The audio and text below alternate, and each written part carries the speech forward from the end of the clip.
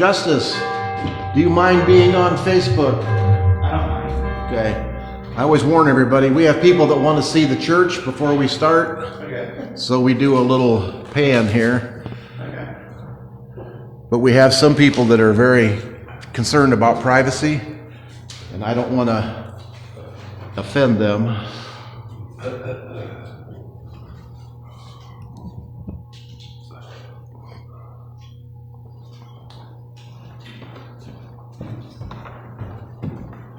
Okay, welcome to First Universalist Church of New Madison on this, what I call a typical winter day. It's a little chilly, but if you've milked 50 cows at 10 below zero with the milking parlor froze up, this is kind of like a walk in the park. So, but if you're not able to attend in person, which we would prefer that you would, we'd like for you to, more than welcome to watch on Facebook. Hopefully everything comes through. I've got a new hookup, so hopefully I can get it on the screen here without all the blips and blurps. Still working on trying to get the headphones working. I haven't quite got that far yet. So. Do we have any announcements? Have a visitor? Thanks for coming. Anything we can do to help you out or aid to make your experience a better one, let us know. This is Monday will be Martin Luther King Day. So that's what we're going to talk about today is Martin Luther King. To my mind, more relevant than ever. Kind of a passing thing in the last 20 years as we consider conditions improving. We're kind of going backwards and getting to where Martin Luther King's approach is very relevant to what we're doing today. So let's see. I talked to Derek. We're going pretty far ahead, but we're going to have another group. We're inviting El Dorado to come. I don't remember what the date is now. Palm Sunday, so it's pretty far in the future. But as you notice, as you get older, time flies a lot faster than it used to. When you're 16 and you're waiting to get your driver's license, it seems like every day is an eternity. It's pretty much the opposite now. When you're trying to stay out of the nursing home, every day flies past before you can open your eyes. Okay, Prelude, Georgia on My Mind.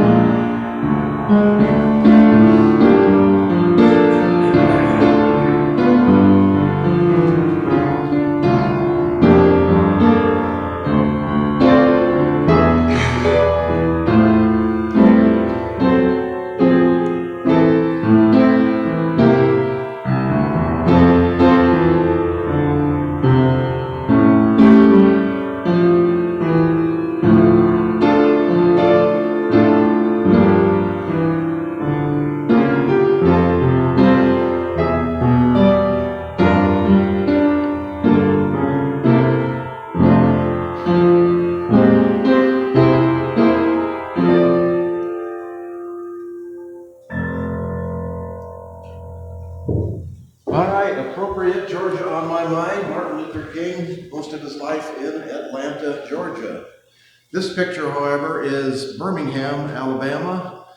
You might think it was 2025 in Minneapolis, Minnesota, but it's actually 1966 in Birmingham, Alabama. All right, chalice lighting. What are you here for?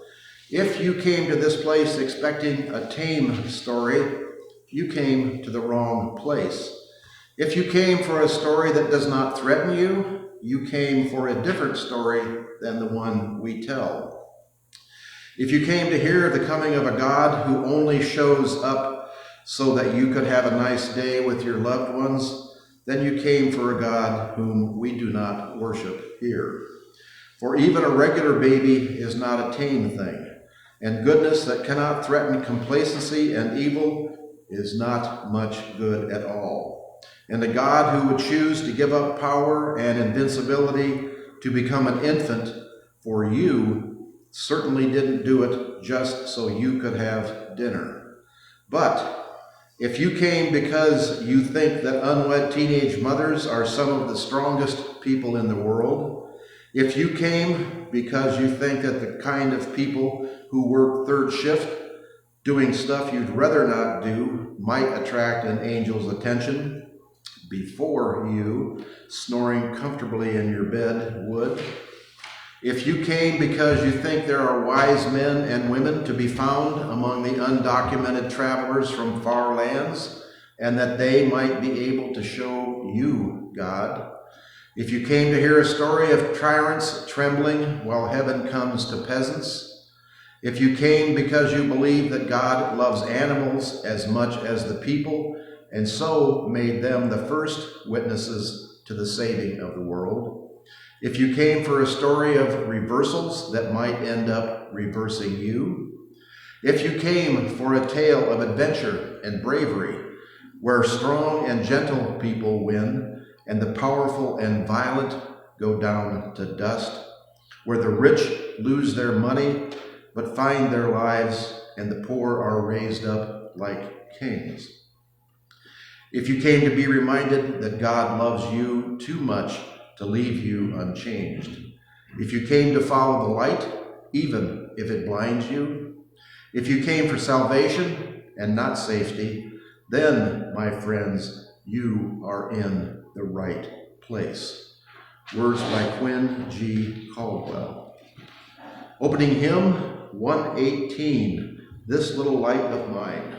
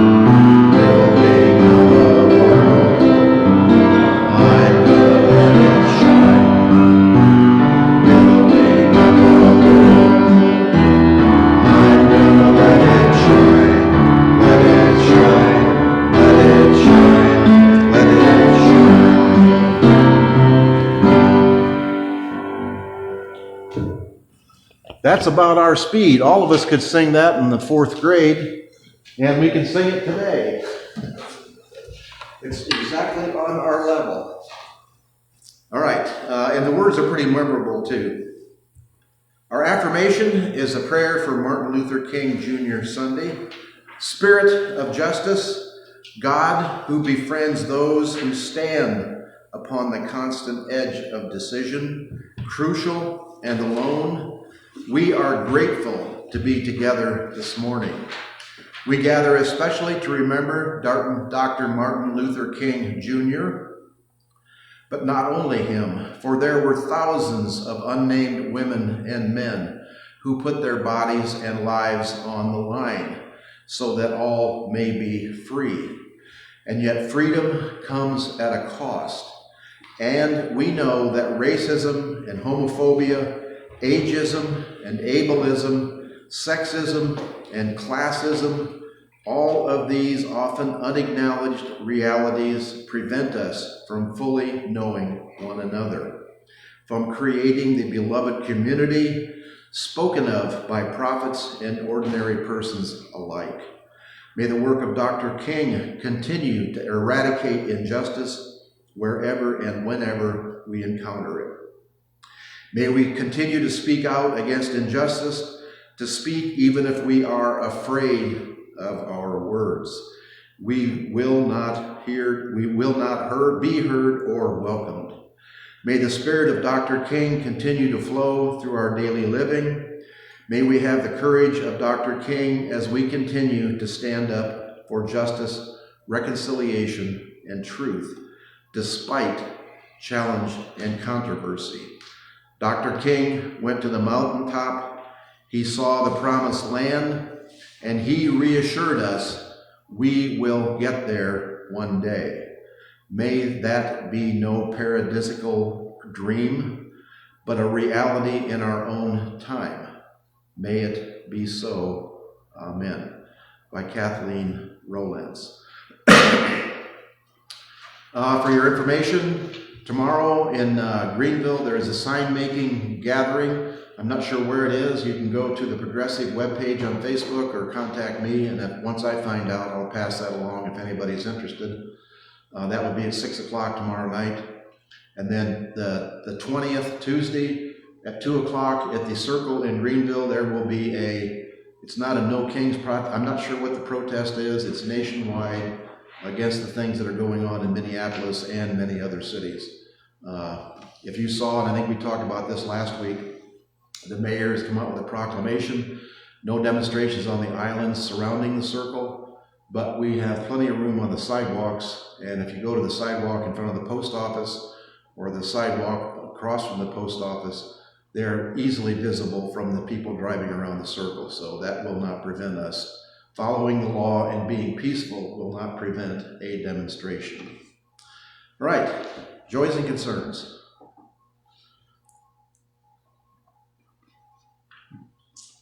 Bonnie Behe was in an accident on State Route 49.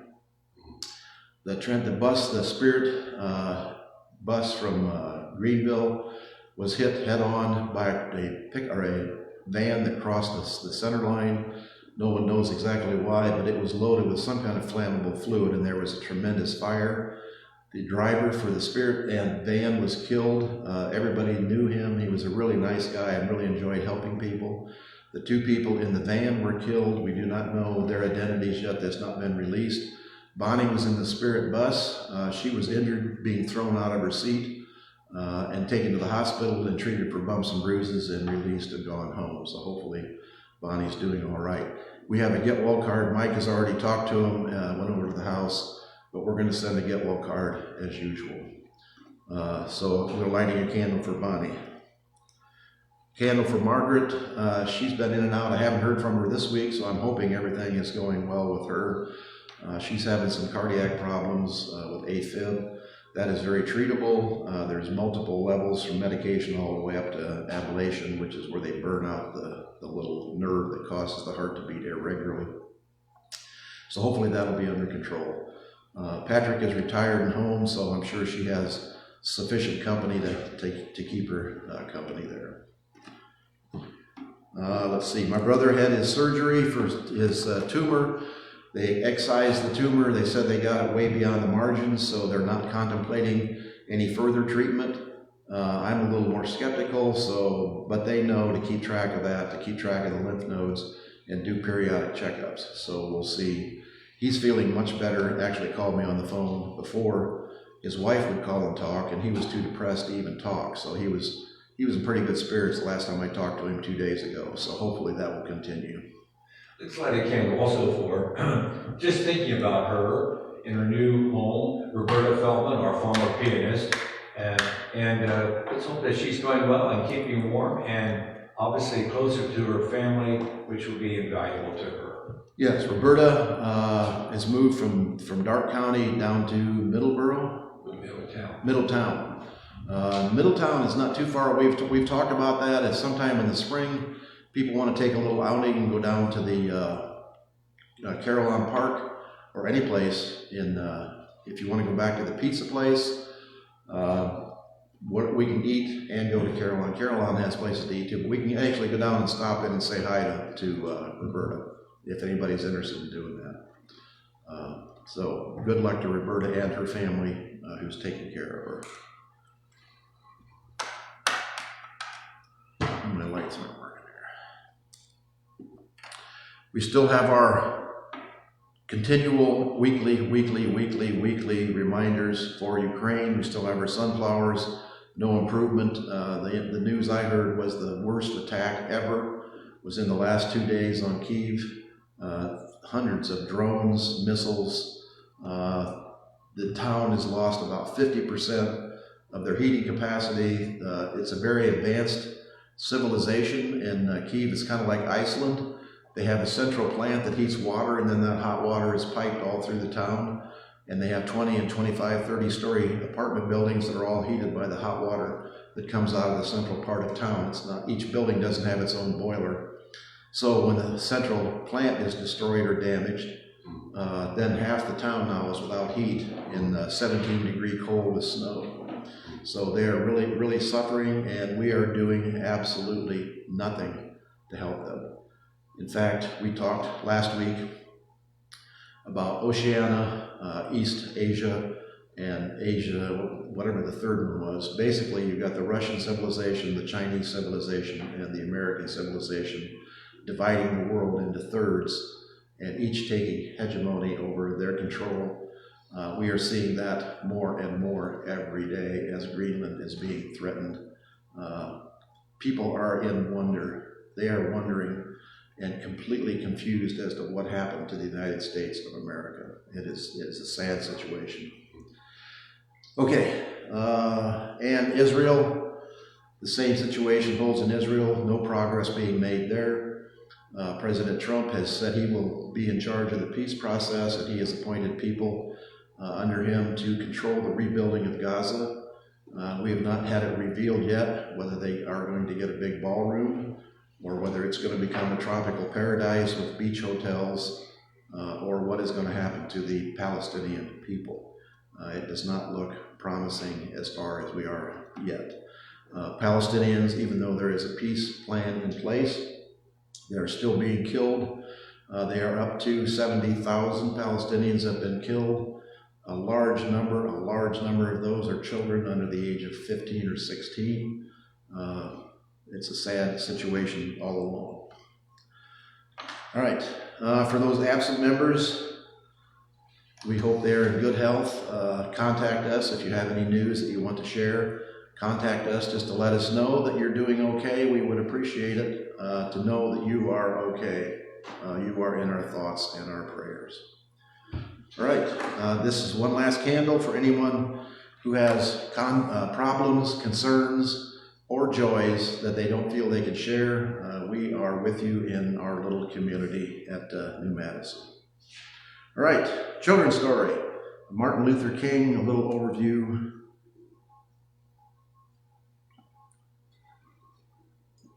Even though we face the difficulties of today and tomorrow, I still have a dream. It is a dream deeply rooted in the American dream. I have a dream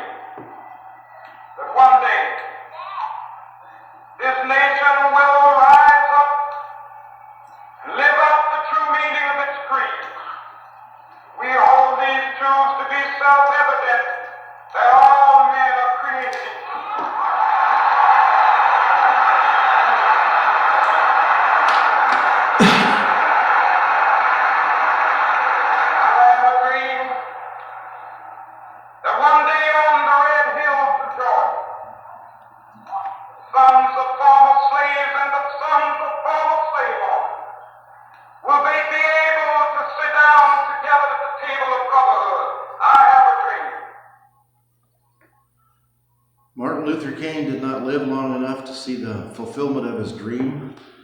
And I guess we could be happy, or he would be happy, not be happy to see his dream being rolled back. Rolled back how? Does anybody have a recent news item that I'm thinking of? Martin Luther King holiday is tomorrow, except where? There will be no Martin Luther King holiday at the National Park Service. Always up to now, Martin Luther King's birthday and Juneteenth was always celebrated as free entry to the national park system on Martin Luther King's birthday. That has been canceled. As per the order from the President's office, no one gets in free on Martin Luther King's birthday this year or any coming year that he is in office.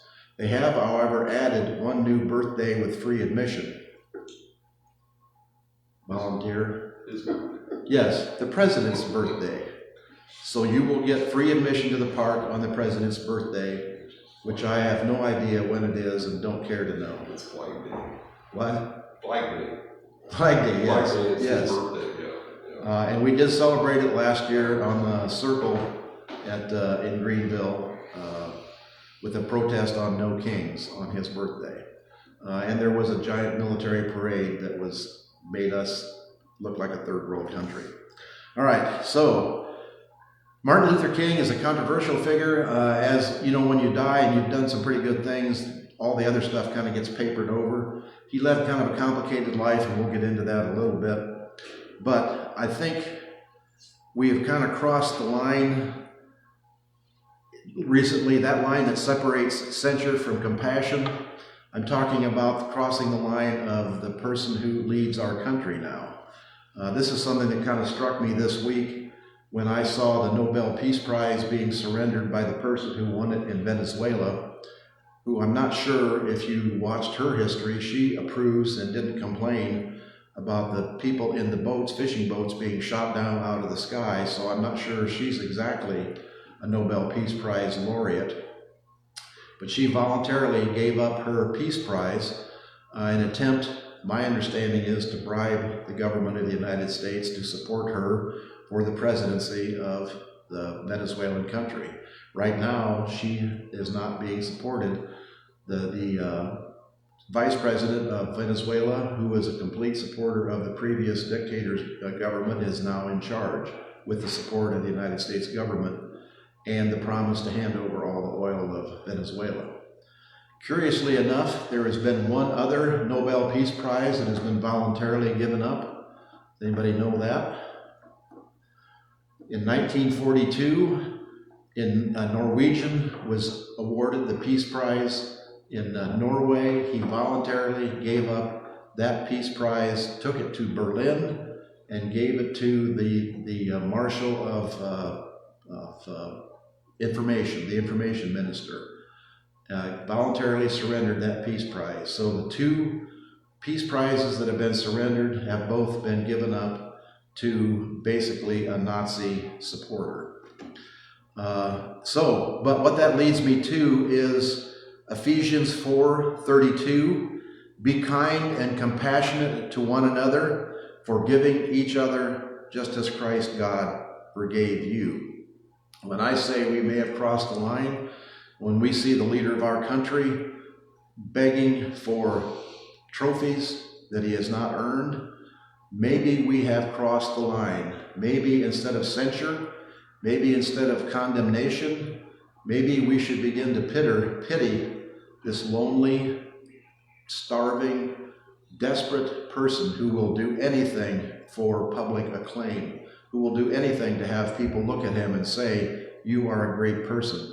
If you have seen him in the cabinet meetings where he has every single person in the cabinet takes turns going around saying, you are the greatest person in the world, that is not normal. That is not normal.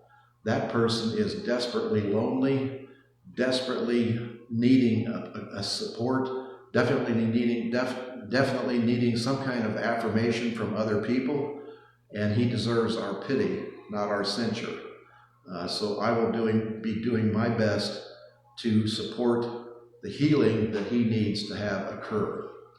All right, now, I wrote this down and I didn't get to it. Can we continue to castigate a poor, lonely, inconsolable child who takes meager pleasure at pulling the wings off flies and treasuring unwon trophies? A soccer peace prize to one who has bombed 5 countries and oceans, who threatens friends and foes alike with invasion? A Nobel from a questionable winner who herself approved of striking fishing boats of unsure guilt. What would Dr. King say? Who was Dr. King? Martin Luther King Jr., born January 15th, 1929, died April 4th, 1968, assassinated at that time, was born Michael Luther King Jr., but later had his name changed to Martin. His grandfather became the family's long tenure as pastors of the Ebenezer Baptist Church in Atlanta, serving from 1914 to 1931. His father has served from then until the present, which was when this was written, and from 1960 until his death. Martin Luther acted as co-pastor. Martin Luther attended segregated public schools in Georgia, graduated from high school at the age of 15, received a BA degree in 48 from Morehouse College, which is a famous black college in Georgia. After 3 years of theological study at Crozier Theological Seminary in Pennsylvania, where he was elected president of a predominantly white senior class, he was awarded the BD in 1951 with a fellowship won at Crozier. He enrolled in graduate studies at Boston University, completing his residence for the doctorate in 1953 and receiving his degree, his doctorate, in 1955. In Boston, he met and married Coretta Scott, a young woman of uncommon intellectual and artistic attainments. 2 sons and 2 daughters were born into the family. In 1954, he became pastor of the Dexter Avenue Baptist Church in Montgomery, Alabama. Always a strong worker for civil rights for members of his race, King was by this time a member of the executive committee of the National Association for the Advancement of Colored People, NAACP, a leading organization of its kind. 1957, he was elected president of the Southern Christian Leadership Conference. The ideals for this organization he took from Christianity. The operational techniques from Gandhi.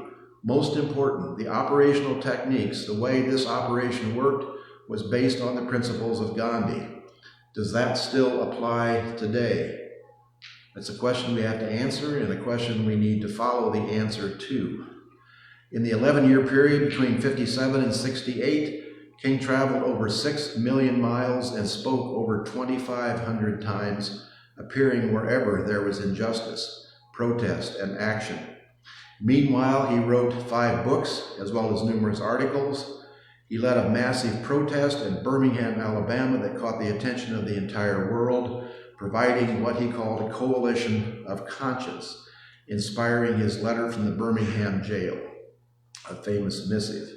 He directed a peaceful march on Washington, D.C., the I Have a Dream March, 250,000 people. He conferred with John F. Kennedy and campaigned for Lyndon Johnson. He was arrested up to 20 times and assaulted at least 4 times. He was awarded 5 honorary degrees, named Man of the Year by Time magazine in 1963, and became not only the symbolic leader of American blacks, but also a world figure. At age 35, the youngest person at that time to have received the Nobel Peace Prize.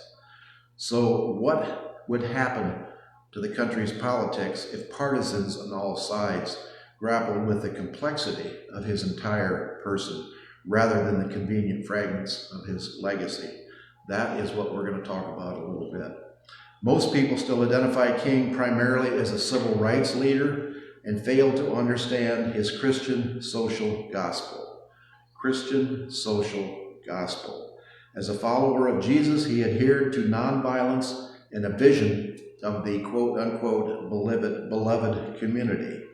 King strongly criticized Americans' racial form of capitalism that gives luxury to the classes and takes necessity from the masses.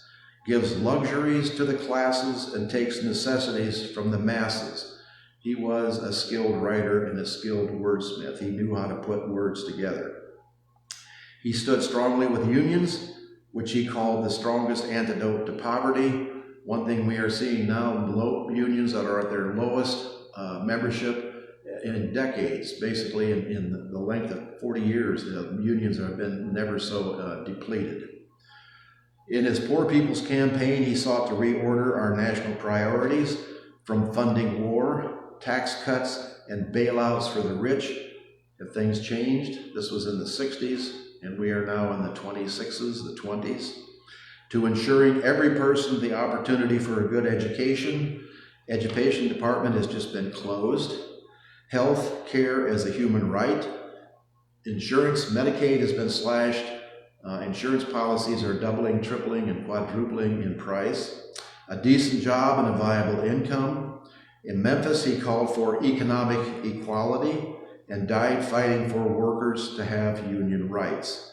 Beyond civil and voting rights, he pursued a nonviolent moral revolution and a vision of a world without violence, hatred, war, poverty, and oppression. We still have a long way to go to reach that vision.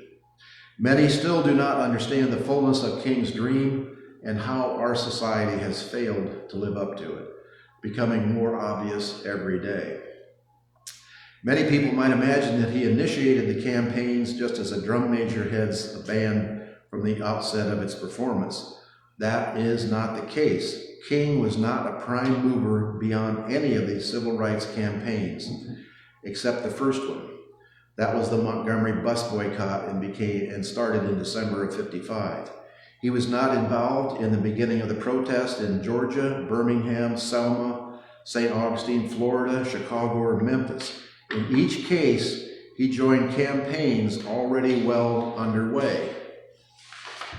Once a campaign was in progress, he infused it with his charismatic leadership, oratorical power, and nonviolent principles, a legacy of another kind. A mark, perhaps, against him, and that is one of the criticisms you'll see as he stepped in once these protests were started by their local leaders and took the prominent position and became the figurehead, became the person who gained all the publicity.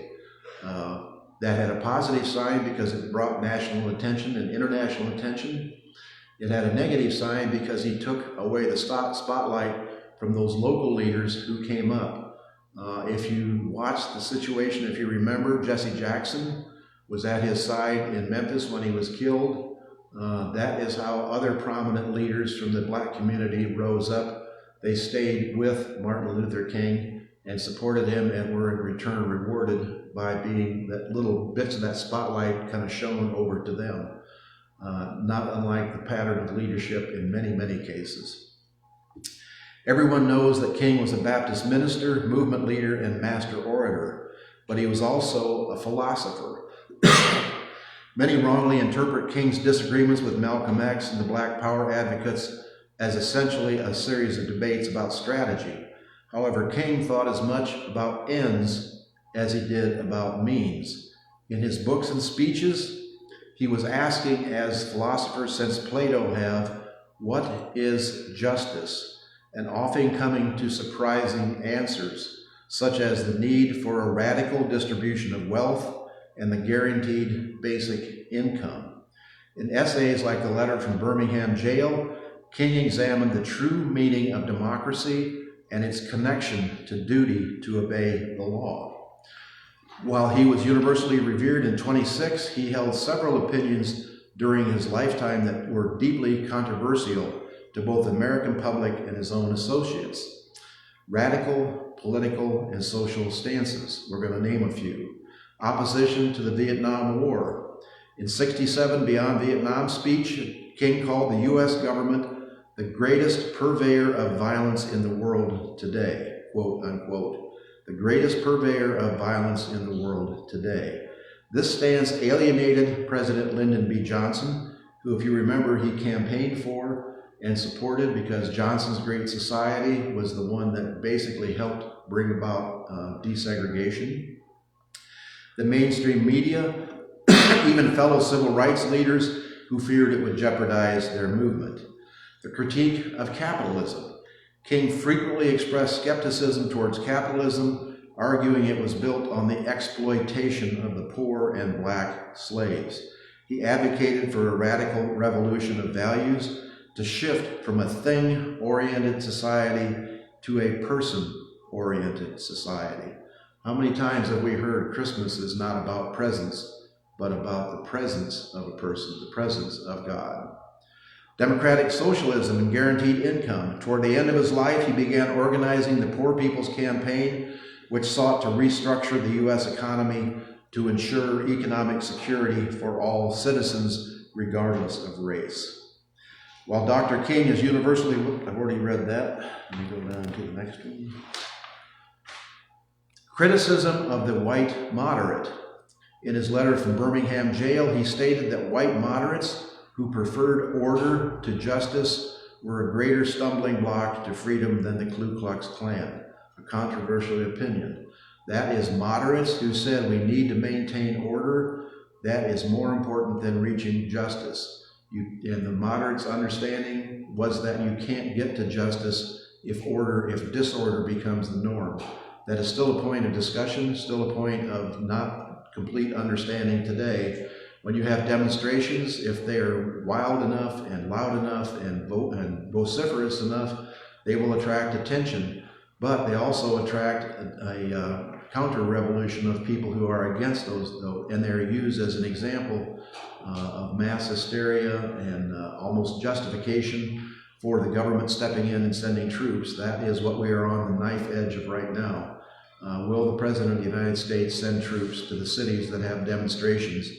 Are they peaceful demonstrations? Is throwing snowballs and Subway sandwiches at ICE agents, is that considered provocation?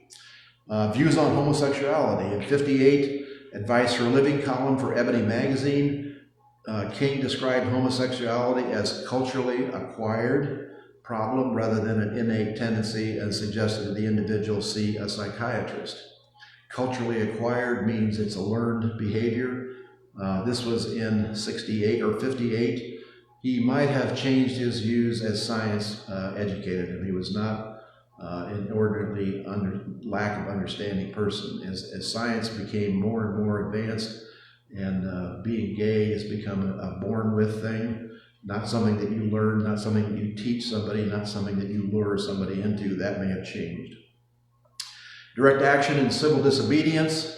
While he preached nonviolence, his strategy of creating tension through civil disobedience was seen by 63% of Americans in 1966 as unfavorable and harming the cause. In other words, even then, and as today, some people are turned off by a loud, raucous, wild demonstration against a cause. The triple evils King identified: racism, materialism, and militarism as the triple evils of society, arguing they were interconnected and required a systemic overhaul to solve. Racism, materialism, and militarism interconnected. Materialism and militarism, we all know, Eisenhower warned us of the military-industrial complex. These companies make money by building arms and materials and weapons. Then the United States give these arms and materials and weapons, for instance, to Israel, billions of dollars worth, paid for by the United States taxpayer, which creates jobs, which creates lots of jobs. You can look at the Air Force Base in Dayton. The U.S. Air Force Base there is a tremendous creator of jobs, one of the biggest employers in Montgomery County. Historical context of unpopularity.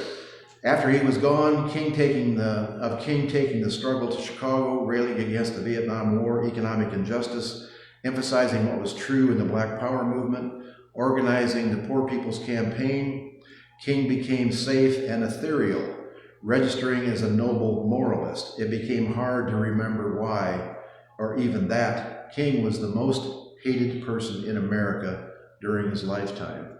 Polls show he was the most hated person in America during his lifetime. The same people that are bring back America, we want America like it used to be before we had Martin Luther King. But the king that we need to remember is the one who keenly understood what he was up against. Even the question is about means, and this shouldn't be understood in a narrow cost-benefit sense. King insisted that not all effective means are morally acceptable or praiseworthy. Not all effective means are morally acceptable. Self-respect, solidarity, sacrifice, and fortitude are among the virtues of the oppressed. Despair, bitterness, rage, and cynicism are tragic vices. King was concerned to identify the values that should guide our resistance to injustice. His teachings on love, dignity, nonviolence, dissent, and hope must be understood in this light. The selective interpretation of his message is hardly a new phenomenon. It occurred even in his own lifetime. But the easy-to-digest version of King lacks the urgency and fight he demanded. King believed that injustice is uncomfortable. This is a doctor's explanation. And added that therefore real change often required making people uncomfortable, challenging the norms, challenging their pocketbooks, challenging their complacency. This sense of wanting to put ourselves next to King without having to do the work that he and many of his people that he organized would require of us. So we drape ourselves in the dead king. He was not merely an idealist with a dream or a flag bearer for nonviolent resistance. He was a champion of economic justice, an ardent anti-militarist, a tireless advocate for the systemic transformation that confronted racism, poverty, and war. He was willing to challenge comfortable orthodoxies and endure personal hardship. When he preached nonviolence, his strategy of creating tension was seen by 63% of Americans as unfavorable and harming the cause. This is when we said he was the most unfavorable, hated person. Historical context, at the time of his death, his disapproval rating was roughly 75%. Many Americans viewed him as a radical or communist sympathizer. Does that ring any bells? Communist, communist, communist. A heavily pushed narrative by who? J. Edgar Hoover and the FBI. The federal government made its mission to tell everybody in the country by whatever means possible that he was a communist, he was un-American, he was bad for America. The playbook has not changed. The names have changed. The object of ridicule has changed. And we can talk about what happened in Minneapolis sometime along here. If you've noticed, everyone is being investigated, from the governor, the mayor, even the wife of the person who was killed. The person who was killed, who is the one person who there is no investigation into? The person who pulled the trigger. They said there's no need to investigate, we already know he's innocent. Who ever heard of a policeman killing somebody and there not even being a pro forma investigation into what happened and what the circumstances were? They have come out and said he spent time in the hospital for internal injuries. We all saw him walk away, not even a limp. The hospital details have not been released. What hospital he went to has not been released. He walked off, got in his own car, and drove off. It's questionable. Some of these things are real questionable. All right, we have entered again into a time of trouble and turmoil, where a large part of the nation seeks to suppress, sequester, and segregate all over again.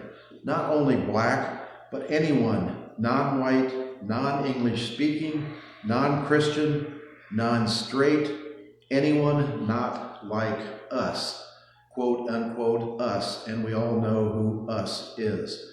I don't have to tell you who us is. Ephesians 4:32, be kind. Jesus tells us to be kind to everyone, not just people like us. Okay, we have two quotes here that I really liked. Nothing in the world is more dangerous than a sincere ignorance and a conscientious stupidity. That was in 1966, and it is just as justifiable, just as important today. Nothing in the world is more dangerous than a sincere ignorance and a conscientious stupidity. Or his classic quote, injustice anywhere is a threat to justice everywhere. And the final picture, the use of dogs, who are a man's best friend unless you are in control, unless they are controlled by the police. Okay, comments, questions? Taking suggestions or anything you want to hear about next week? Okay. Tim, before you leave, I just keep thinking what you shared with us, so much of that revolves around comfort level and the feeling threat to the comfort and status quo, and not feeling this discomfort or uncertainty. It's like, it just seems like the root of all evils to think of that. We want to be safe, we want to be comfortable, we want to be secure, but anything outside of that, where's our tolerance? And so when you were talking about Dr. King, being the most hated person, in America according to the polls. Right. I think about the level of generalized hate today and discomfort, and I don't know, I just found it very interesting. If they ran that poll today, how would he rate? Versus in the 1960s when he was, quote, most hated. I know the level of racism, I guess, was much higher in the 60s than today. But where would he be on that poll today? And I suppose then that you have to put it into a political context. I was going to say that next. Yes. Because the poll would split along, like we see every other poll today, whether you are Republican or whether you're Democrat. Interesting. I'm rambling, but I think that's very interesting, that whole notion of how would he rate today? And that's what we want to talk about on a daily or a weekly basis here, but on a daily basis in your own life. Where does anything rate today? What is going on in our society? What is acceptable? What is not acceptable? And what are the changes we're seeing? Well, we see polls. Polling is more prevalent today, at least in the media, than it ever has been, at least in my life.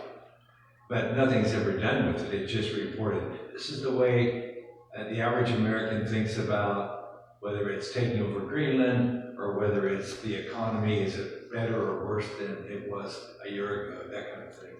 And polling is notoriously inaccurate. I mean, even in what I read, I noticed when I was reading it, the one quote I got was 63% thought he was unfavorable. And the next poll that I read was 75%. And I didn't have a chance to reconcile those two. At least if you notice now, in the subtext of anything that flashes in media, almost always gives you today rather than yesterday, yes, a margin of error. Yes. So it'll tell you what the margin is, plus or minus 2% or plus or minus whatever. But and I keep going back to Germany in the 1930s. We are traveling down the same path. And the question people asked is, the Germans were decent people. They had a democracy at that time, but they were manipulated through their existing laws. Hitler didn't become a dictator and just step into power and say, I'm doing this. He went through and got the vote of the council at Germany to become premier, and then there was a fire at the Reichstag, and they said, oh, we need to have emergency powers. Just what we're talking about today. Trump is saying we need emergency powers, the Insurrection Act, and if the demonstrations continue, I will institute the Insurrection Act, which means he is legally allowed to send American troops into American cities and put down the rioters. Rioters can be, the last time it was used was in Detroit when they were burning buildings, looting stores, shooting people. That was a true insurrection. What we are seeing now is people throwing snowballs at ICE and blowing whistles and following them around, yelling shame, shame, shame. Civil disobedience. Civil disobedience is protected in the American Constitution, and the Constitution is being ignored over and over and over. And this is the same thing when we look at, he's supposedly serious about taking over Greenland. This is an earth-shaking, this is going to destroy NATO and bring us back to a brave new world, bring us back to 1984, where the world is divided between three major powers, Russia, China, and the United States. Each gets the control over whatever their area is. So Russia gets Ukraine and nobody can say anything about it. China gets Taiwan and nobody can say anything about it. and neither one of them is going to say anything about Trump taking over Greenland. So it's inconceivable. If you'd have asked us 2 years ago or 5 years ago or 10 years ago, would the United States be threatening to go to war to take Greenland? People would have said, you're crazier than a bedbug. I mean, that's just ludicrous, totally ludicrous. So we are going to continue doing this as we go along. Hopefully this is giving you a little more information you didn't have. Hopefully it is inspiring you to be active, because that is the main thing that happened in Germany. People said this will pass. He's a funny guy with a funny little mustache. He's a joke. Nothing good, nothing bad is going to happen in the long run. An interesting thing I noticed was all of the Germans' plans and things that they did, eugenics, eliminating poor people, eliminating the mentally retarded, eliminating the physically retarded. All of that came not from Germany, it came from the United States. German engineers, German scientists looked at what was being done in the United States during segregation, when they had chain gangs, when they had prisons where they took poor black people and rented them out to farmers to work, when they segregated people on buses, when they did the Tuskegee syphilis experiment, where these black men had syphilis and they did not treat the syphilis with the antibiotic that was newly discovered. They followed the progression to see how long it would take them to become mentally unstable, to become insane, to die from syphilis. That was done in America, and the Germans followed our pattern. So this is not all the Germans' fault. They are very good mechanics, very good engineers, but they did not create a lot of this stuff. They took their pattern from us. So we are not guiltless in what's going on here. We were the founding fathers of that kind of treatment. Okay, offering. We're going to hear Let Every Voice Sing. Shine and sing. Okay. If you have anything to contribute, please do. And if you need something, let us know and we will try to help.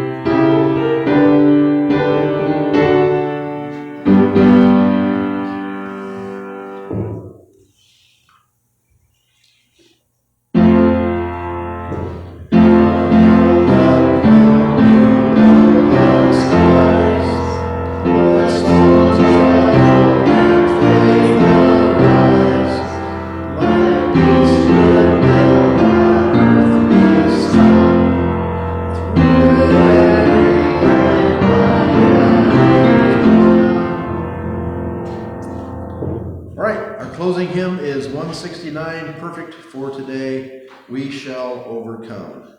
Keep the faith.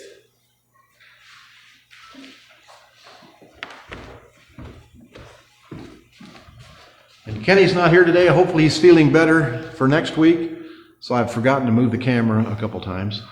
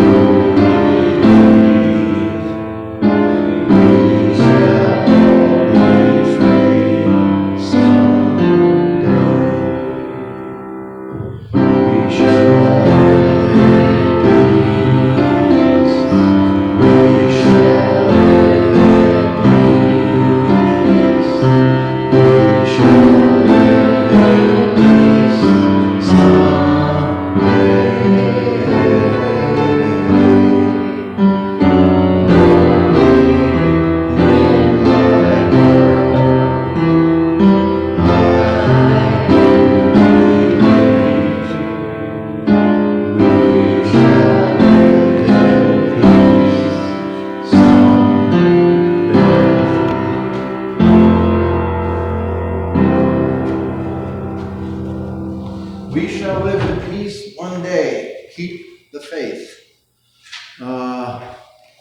Extinguishing the chalice. Let us go forth into the world. Let us go forth into the world through a door of hope for the future, remembering these words by Martin Luther. These are words by Martin Luther, not Martin Luther King, but I thought they were appropriate. Even if I knew that tomorrow the world would go to pieces, I would still plant my apple tree. So may it be with us.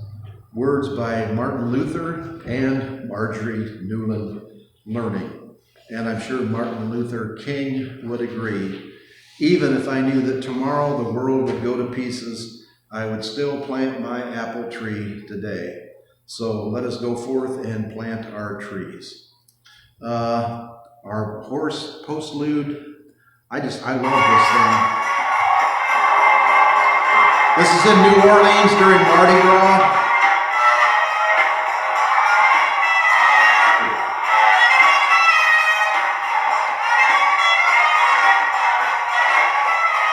And you might think the horse is dancing on his own. That's all done by the rider's control. Watch his toes, watch his heels, watch his hands. Watch his position in the saddle. He is telling that horse everything to do.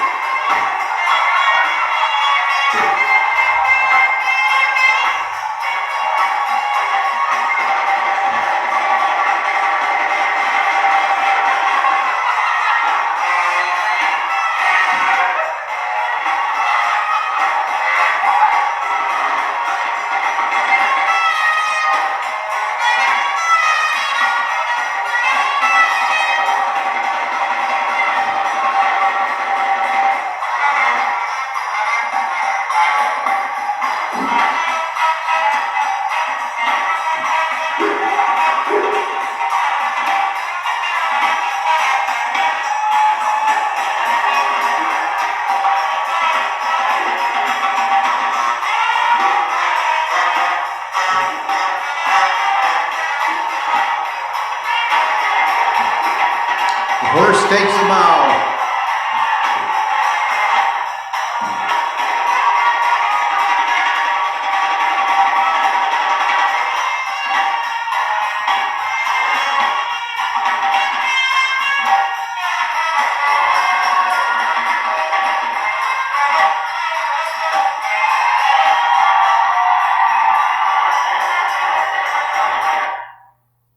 That is what community policing is all about. That is the police of New Orleans being with the revelers, letting them have their music, letting them have their excitement, and yet letting them know that there is someone there if trouble breaks out to stand between the people and whatever the trouble is. Not inflicting the trouble, not scaring the people, but joining the people and enjoying the moment. It's only that when there was more of that going on. This is another kind of a stable picture of the policing, and you notice they have the eye shields for the horses. Now sometimes they even have padding for the horses. So, okay, what a wonderful world, postlude.